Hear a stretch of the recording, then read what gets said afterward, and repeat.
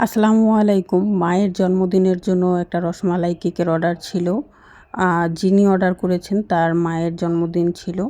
তো এটা ২ পাউন্ডের একটা রসমালাই ফ্লেভারের কেক ছিল। আর এটা হচ্ছে আমি ৮ ইঞ্চির স্কোয়ার শেপের মোল্ডে বেক করেছি।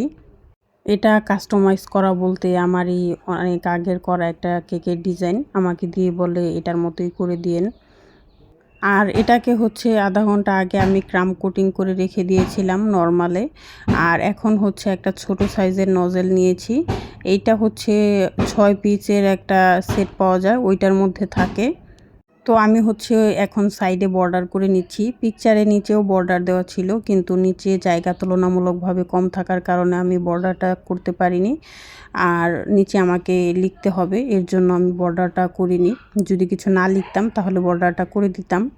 তো এখানে ডেকোরেশনের জন্য আমি আনার, পেস্তা বাদাম আর হচ্ছে রসমালাই নিয়েছি।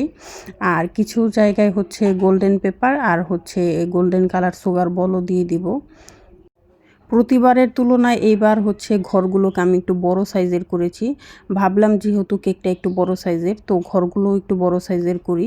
তো এইজন্য এবারের কেকটা একটু দেখতে বেশি সুন্দর হয়েছিল।